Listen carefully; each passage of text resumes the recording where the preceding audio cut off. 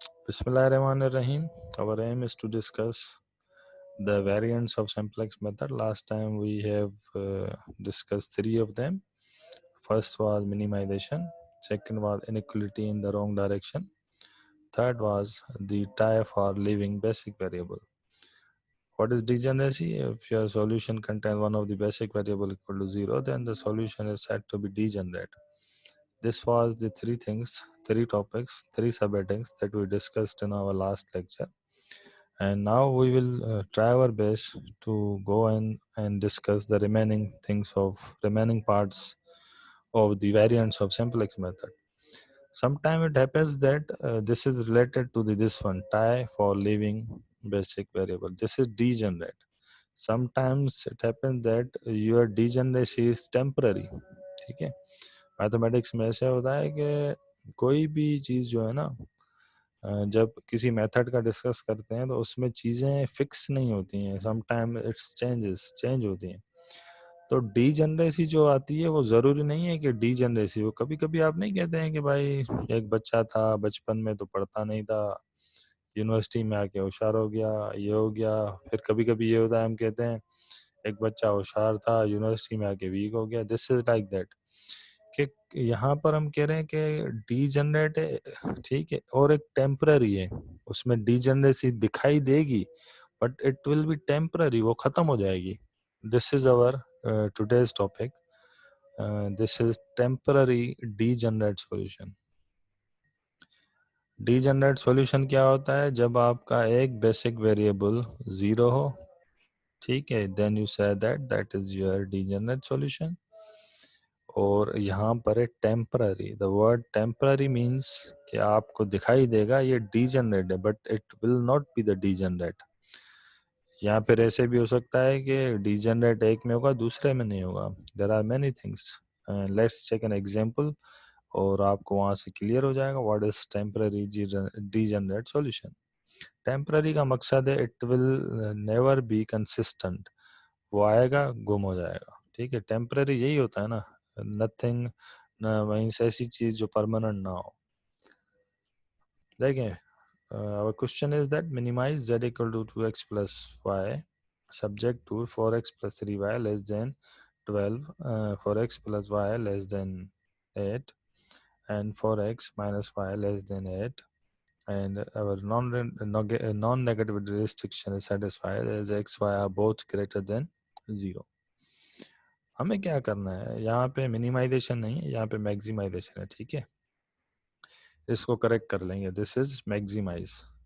आपको पता है सिंप्लेक्स की कंडीशन है the problem should be maximise, और यहाँ पे टेबल में भी मैक्सिमाइजेशन पे ही किया हुआ है. ठीक है, this is maximisation.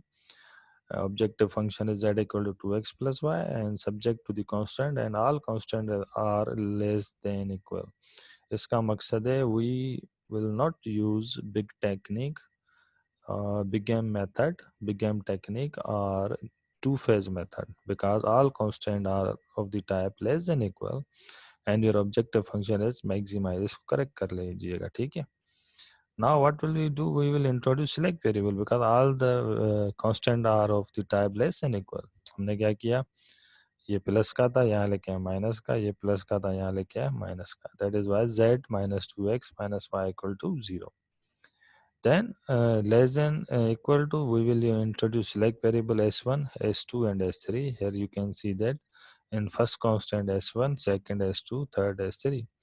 You know that in objective function s1, s2, s3 coefficient are 0, and in the first equation this one, first constant s2 and s3 will be coefficient will be 0, and second constant s1 and s3 coefficient will be 0, and in third constant s1 s2 will be coefficient will be 0.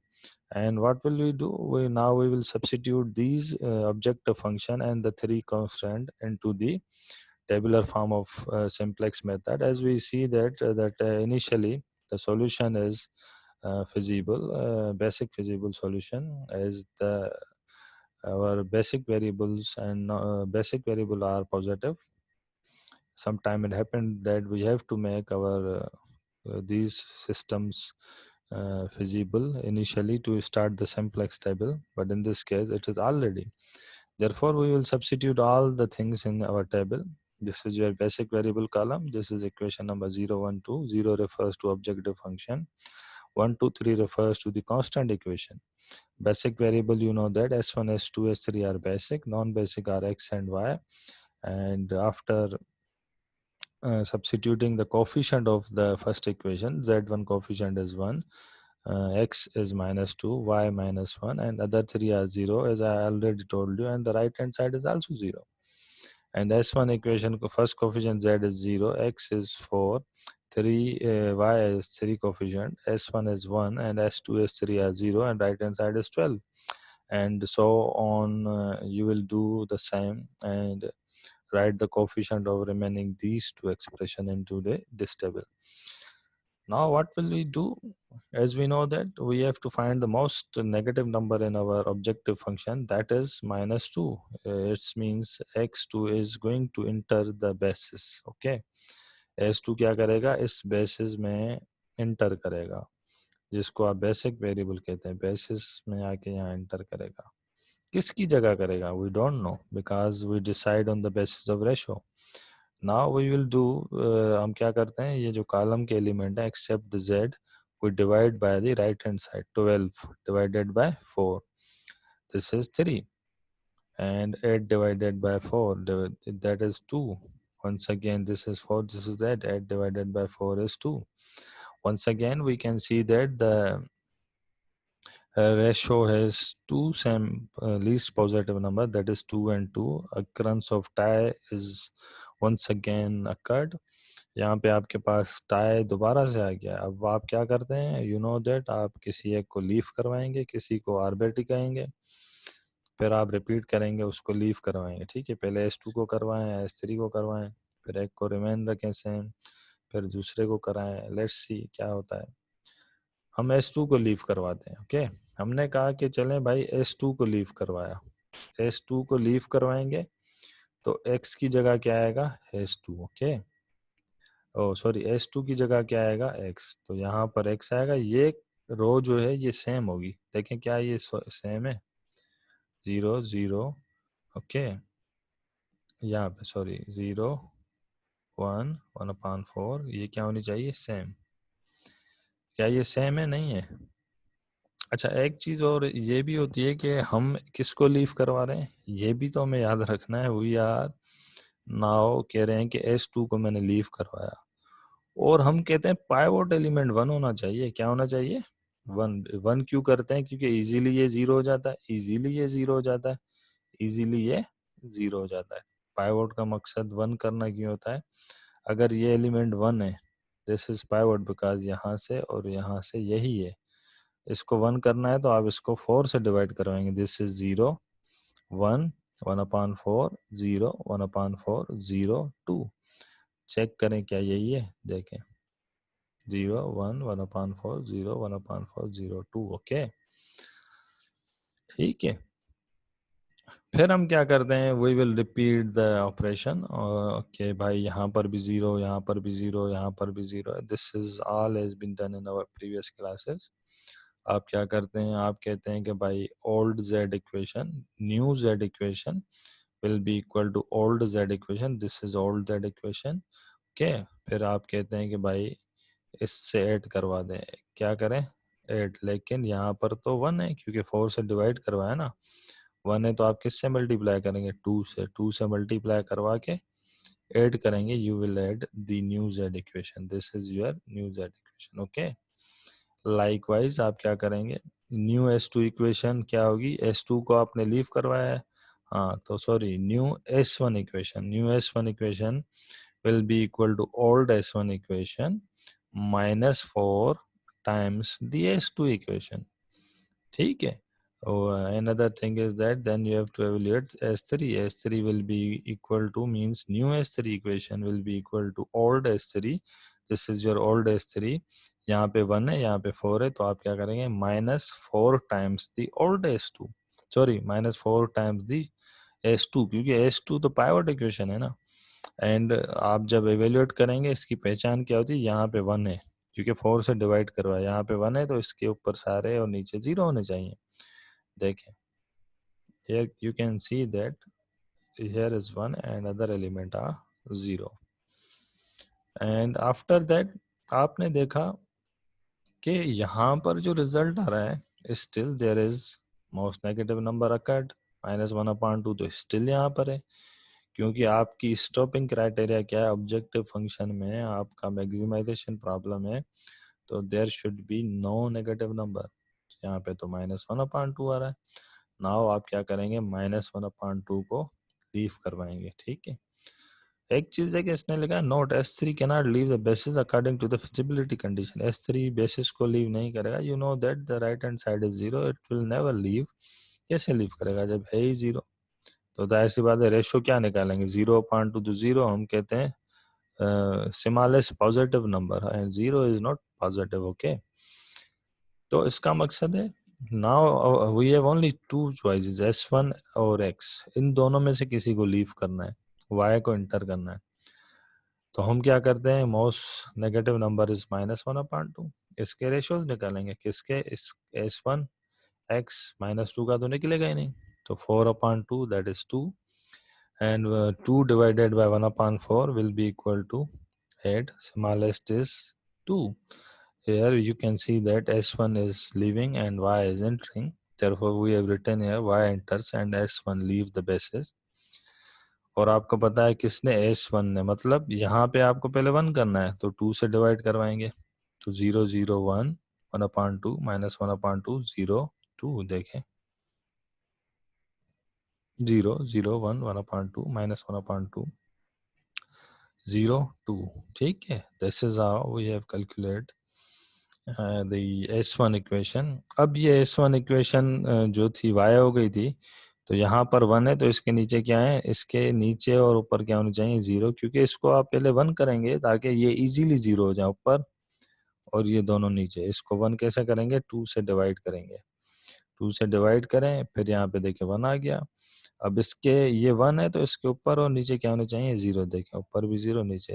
We will use the same, new z equation will be equal to old z equation and this pivot element, ठीक है। Minus का है तो आप यहाँ पे क्या कर देते हैं, प्लस का रखेंगे, क्योंकि माइनस प्लस 0 हो जाएगा। यहाँ पे 1 है तो इसको 1/2 से कर देंगे, 1 into 1/2 that will be 1/2, add करेंगे तो 0। This is how you will obtain 0। Other coefficient will also change. Likewise आप x भी कैलकुलेट करेंगे, लाइकवाइज आप S3 भी कैलकुलेट करेंगे and you obtain this result, okay. This is your required result. Most there isn't any negative number in your objective function, so we can conclude here this is your required result. And furthermore you can also say that the artificial variable is also absent. यहाँ पे तो use ही नहीं हुआ है, फिर भी मैंने आपको बता दिया आर्टिफिशियल यूज नहीं होता है, तो बस हम ये चेक करते हैं कि ऑब्जेक्टिव फंक्शन क्या होना चाहिए, उसमें नेगेटिव नंबर नहीं होना चाहिए। ये हमारी रिक्वायर्ड रिजल्ट है। क्या कंक्लूड करता है, देखें, कह रहा है ये ऑप्टिमल सॉल्यूशन है। z हमारा क्या आ गया 5, y क्या आ गया 2, x क्या आ गया 3/2, S3 आ गया 4, यही है। और बाकी तो आपको पता है S1 S2 0 है। कह रहा है note that solution in first iteration is degenerate while the solution in second and final iteration is non degenerate and the problem is temporarily degenerate.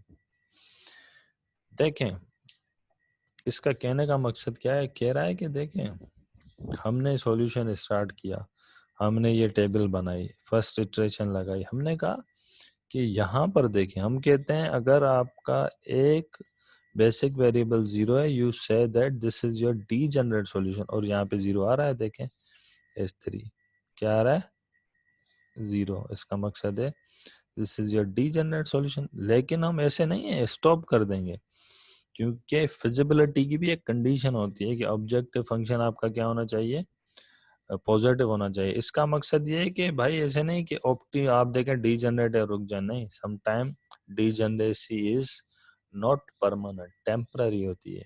और इन दिस केस हमने देखा कि भाई S3 तो आपका जो बेसिक वेरिएबल 0 है ये तो डीजनरेट हो रहा है, लेकिन हमने सेकंड इटरेशन लगाई तो वो S3 हमारे पास आ गया 4। इसका मकसद इसके पास डीजनरेसी थी, बट द डीजनरेसी कौन सी थी, टेम्पररी थी, क्योंकि इसके बाद जो फाइनल टेबल बनी उसमें आपका जो बेसिक वेरिएबल है वो तो 0 नहीं आया, वो जीरो नहीं आया, मकसद डीजनरेसी थी बट टेम्पररी थी। एंड यहाँ पर ये एक्सप्लेन यही कर रहा है, some time it is possible that simplex iteration will enter a loop which will repeat the same sequence of iteration without ever reaching an optimal solution. This is peculiar problem is known as cycling or circling in the linear programming. But the occurrence of such type of problem is very rare in practice. However, there are procedures developed to overcome such situation. Since it is rare, the discussion is skipped.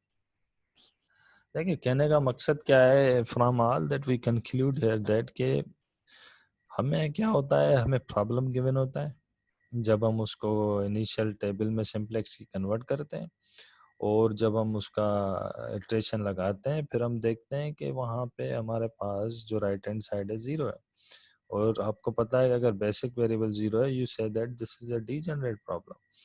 But हमने देखा कि still optimality is not obtained, feasibility is not obtained, optimal solution तो नहीं हुआ क्योंकि objective function में negative है। तो हमने इसको इटरेशन लगाई और हमने देखा कि ये फाइनल रिजल्ट है, इसमें एक भी बेसिक वेरिएबल ज़ीरो नहीं है। इसका मकसद है ये टेम्पररी डीजनरेट सॉल्यूशन होता है, ठीक है, जिसमें आपके पास क्या होता है, शुरू में डीजनरेसी आती है बाद में गायब हो जाती है। This is called temporary degenerate solution, ठीक है। इससे रिलेटेड है unbounded solution. These all things are related to simplex method. वही सिंप्लेक्स मेथड लगाएंगे, उसकी मदद से ही आप हल करेंगे। देखिए another thing is unbounded solution.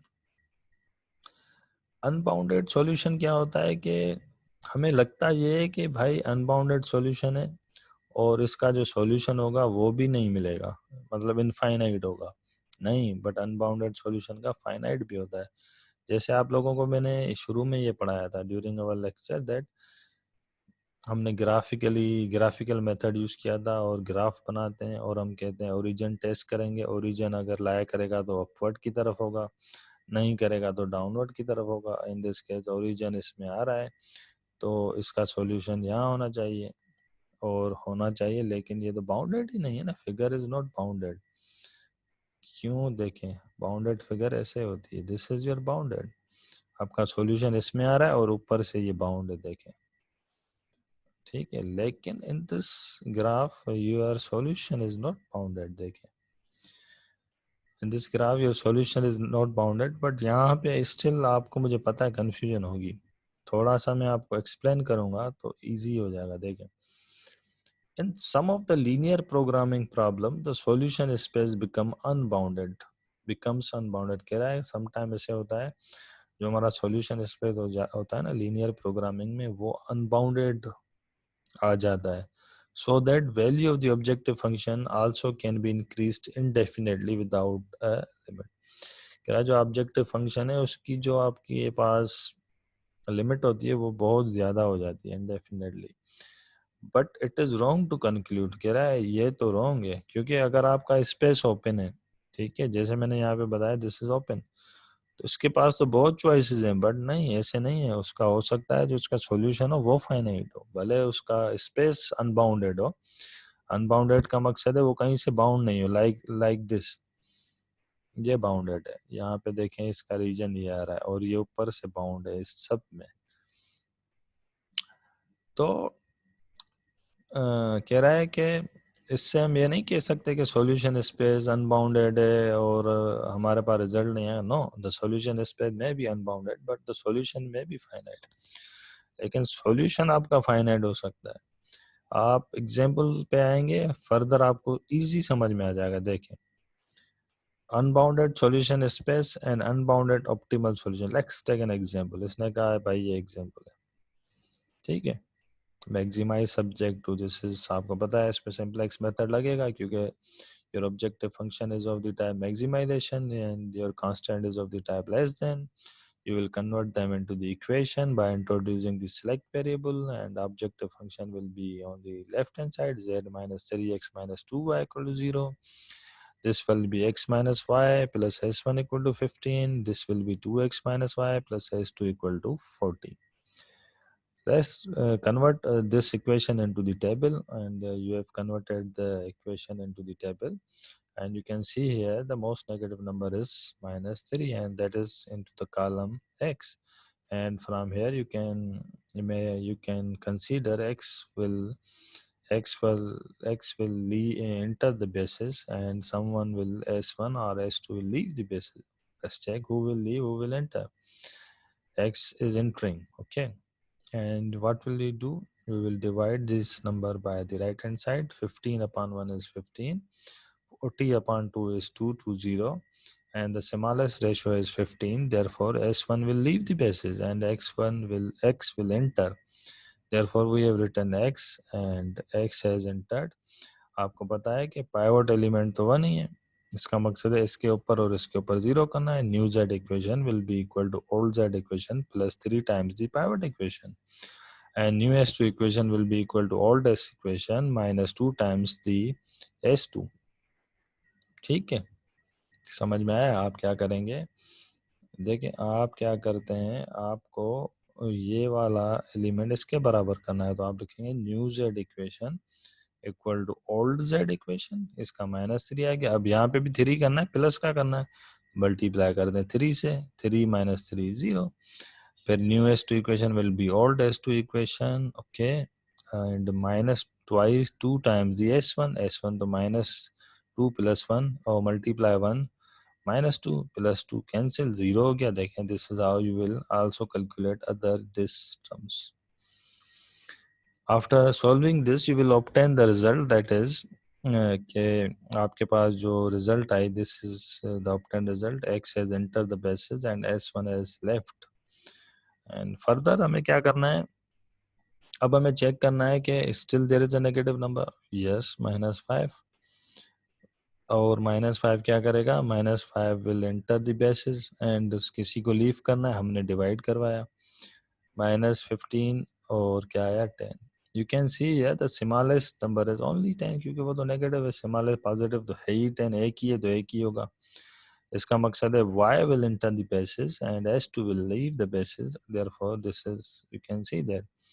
और आपके पास क्या लीव कर रहा है, s2, इसके ऊपर जो है 0 होंगे, this should be 0, this should be 0. देखें 1 के ऊपर दोनों 0, it means we are correct.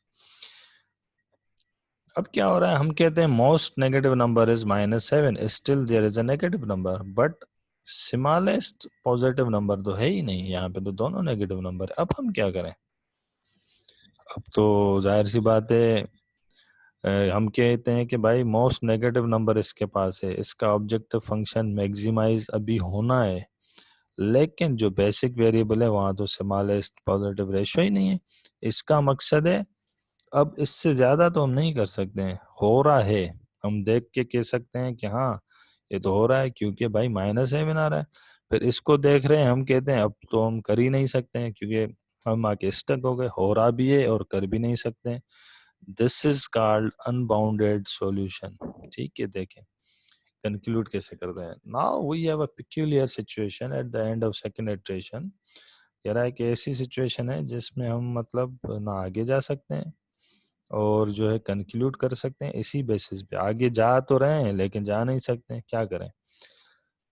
In which the objective function rho indicates or suggests that s1 is the entering variable. देखें मोस्ट नेगेटिव नंबर आपके पास क्या है, s1, और जो ऑब्जेक्टिव फंक्शन है वो हमें बता रहा है s1 को एंटर करना है.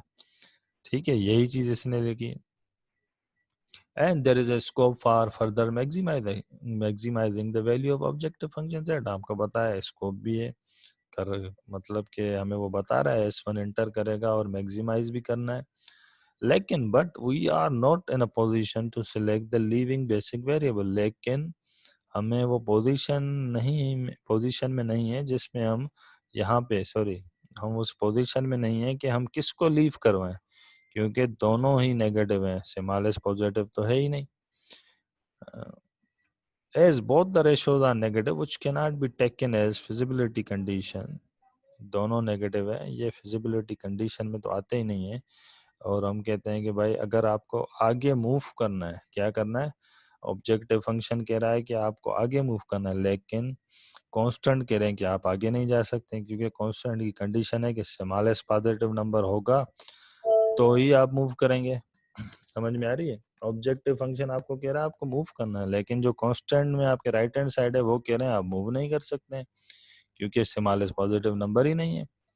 Thus, we conclude that without removing either x or y from the basis, we cannot further improve the value of objective function z in spite of the scope for maximizing as indicated by negative coefficient in the objective row.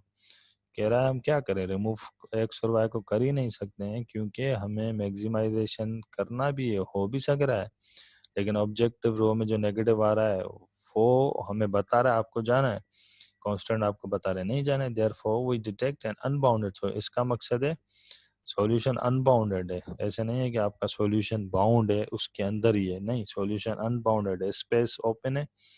हमने एक point ले लिया जिससे हम उस पे मतलब rely कर सकते हैं.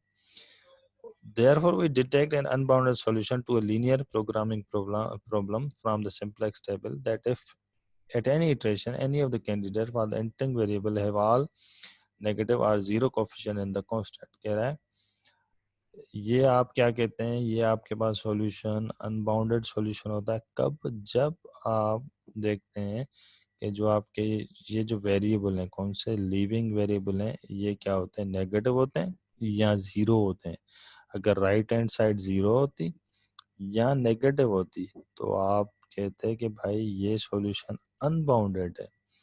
ओके, ये चीज होती है. देखें ये डिफरेंसेस है कि आपको कैसे डिफरेंसेस. अनबाउंडेड सॉल्यूशन क्या होता है, सॉल्यूशन फाइनाइट हो सकता है, लेकिन आपकी इटरेशन बता रही हैं, सॉरी बाकिन जो स्पेस है वो अनबाउंडेड है. अगर आप ग्राफिकली स्क्रॉल करते तो आप कहते हैं इसकी तो रिजल्ट ही नहीं आ रही है, बट नहीं, इसकी रिजल्ट फाइनाइट आ रही है. हमने देखा कि हमारे पास द सॉल्यूशन स्पेस में भी अनबाउंडेड बट द सॉल्यूशन में भी फाइनाइट, सॉल्यूशन फाइनाइट हो सकता है. ठीक है, दिस इज हेयर हम क्या करते हैं, कंक्लूड करते हैं. इंशाल्लाह ताला हम नेक्स्ट क्लास में कंटिन्यू करेंगे. This is was unbounded solution and temporary degenerate हो रहा था, लेकिन वो टेम्पररी था. अनबाउंडेड सॉल्यूशन क्या होता है कि जिसमें आपके पास सॉल्यूशन स्पेस ओपन होता है और आपके पास जो रिजल्ट है हमारे पास हम स्टक हो जाते हैं. हमें ये भी पता हो जाता है कि मैक्सिमाइज होना है, लेकिन जो बेसिस हैं उससे हमारे लीविंग वेरिएबल हैं वो लीव नहीं कर पाते हैं. That is why we refer that solution is unbounded. ये फर्क होता है दोनों में. ठीक है, वंस अगेन मैं रिपीट करूं, here you can see that graphically हम क्या करते हैं, इक्वेशन है दिस वन. हम कहते हैं x को 0 रखो, y -15, y को 0 रखो, x 15, और यहाँ पे देखें ये 15 ये -15, this is your line. And फिर हम कहते हैं कि x को 0 रखो तो y -40, y को 0 रखो तो x 20.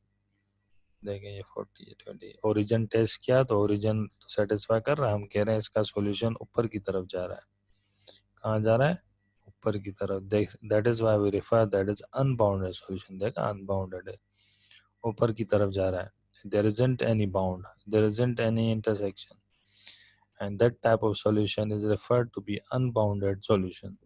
इंशाल्लाह ताला नेक्स्ट क्लास में कंटिन्यू करेंगे, दूसरी चीज़ें पढ़ेंगे टॉपिक से related. Thank you very much. And मैं आता हूँ अभी, जिसको जो सवाल पूछना है वो पूछ सकता है. Thank you.